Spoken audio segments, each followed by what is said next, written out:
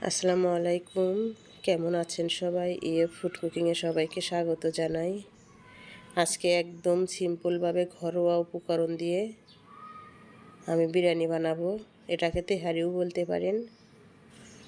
আমার টক দই ছিল না, আমি গুঁড়া দুধ দিয়ে আর লেবু দিয়ে মাখিয়ে নিচ্ছি মাংসটা। একটু লবণ দিয়ে দিয়েছিলাম, গুঁড়া দুধ দিয়ে লেবু দিয়ে এখন মাখিয়ে নেব। দেখুন, এভাবে মাখিয়ে নিলেই টক দইয়ের কাজটা হয়ে যাবে।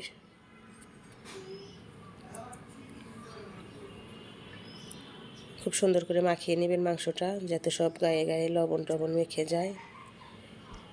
তারপরে আমি 20 মিনিটের মতো ঢাকা দিয়ে রেখে দিয়েছি।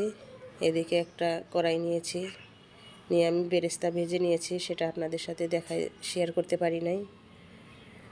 সেই বেরেস্তা ভাজা তেলে আমি আলুটা ভেজে নিচ্ছি। আলুটা আগেই সেদ্ধ করে নিয়েছিলাম। এবার ওই পাত্রেই দিয়ে দিচ্ছি দারচালা, এলাচ দিয়ে একটু নেড়ে চেড়ে নেব। নিয়ে দিয়ে দিচ্ছি 1.5 টেবিল চামচ রসুন বাটা, আর দিয়ে দেব হচ্ছে আদা বাটাও 1.5 টেবিল চামচ দিয়ে দিচ্ছি। দিয়ে মশলাটা কষিয়ে নিচ্ছি যাতে কাঁচা গন্ধটা না থাকে আদা রসুনের। এরপরে দিয়ে দিচ্ছি লবণ দিয়ে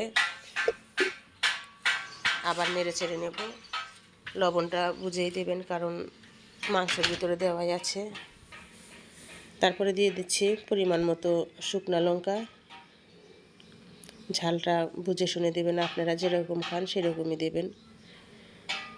তারপরে দিয়ে দেব রেডিমেড বিরিয়ানি মশলা। আমি অর্ধেকটা দিয়ে দিচ্ছি, আর অর্ধেকটা রেখে দিচ্ছি। নামানোর আগ দিয়ে দেব, তাহলে ভালো একটা সেন্ট পাবেন।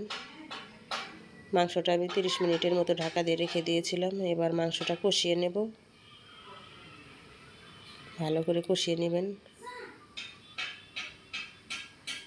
কষিয়ে নিয়ে তারপরে দিয়ে দেব হচ্ছে একটু টমেটো সসটা আপনারা না খেলে নাও দিতে পারেন, আমার পছন্দ তাই জন্য আমি দিয়ে দিচ্ছি।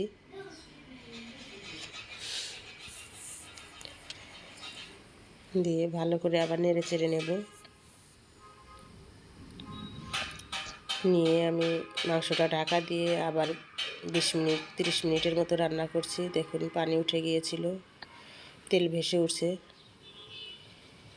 মাংসটা কষানো হয়ে গেছে। এবার দিয়ে দেব ভেজে রাখা আলুগুলো দিয়ে আবার কষিয়ে নেব। তারপর দিয়ে দিচ্ছি একটু বেরেস্তা।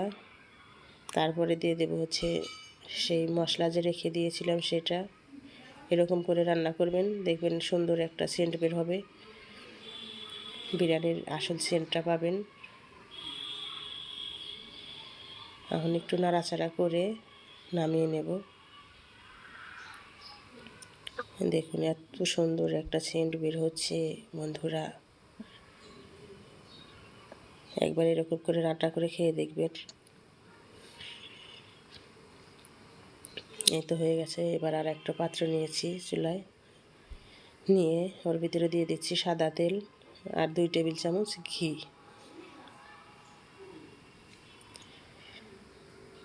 দিয়ে নাড়াচাড়া করে নেবেন। তার ভিতরে আমি আর একটু সাদা এলাচ, কালো এলাচ, দারচালা দিয়ে দিচ্ছি। দিয়ে পোলার চাউল ধুয়ে রেখেছিলাম ছাঁকনিতে, সেটা দিয়ে দিলাম। দিয়ে আবার ভালো করে চাউলটা আমি ভেজে নেব। যত সুন্দর করে চাউলটা ভাজবেন পোলাটা ঝরঝরে হবে। আমি তো নতুন চাল দিয়ে বানাচ্ছি,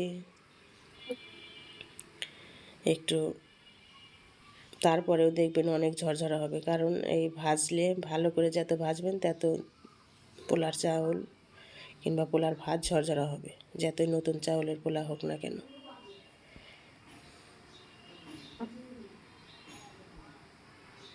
এখন হয়ে গেছে, একটু জাল দিয়ে নিয়েছি।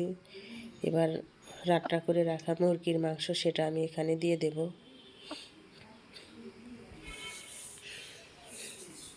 দিয়ে আবার একটু নেড়ে চেড়ে মিক্স করে নেব। ভালো করে মিক্স করবেন। কিন্তু আমার মিক্স করা হয়ে গেছে। তারপরে দিয়ে দিচ্ছি একটু গোলাপ জল, এরপরে দিয়ে দেবো হচ্ছে কেওড়া জল।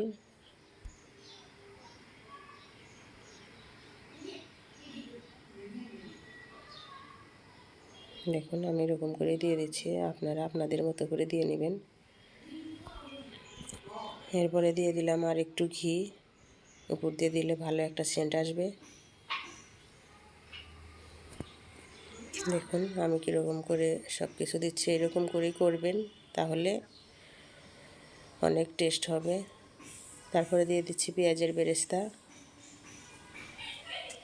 পেঁয়াজের বেরেস্তাটা সুন্দর করে দিয়ে দেবো এরপর দিয়ে ঢাকা দিয়ে দেবেন আবার 30 মিনিটের মতো। ঢাকা দিয়ে আমি নিচে একটা মোটা তাওয়া দিয়েছি যাতে নিচে লেগে না যায়। আর আমাদের ভিডিওটা যদি ভালো লাগে অবশ্যই লাইক, কমেন্ট, শেয়ার আর সাবস্ক্রাইব করে পাশে থাকবেন। আল্লাহ হাফেজ।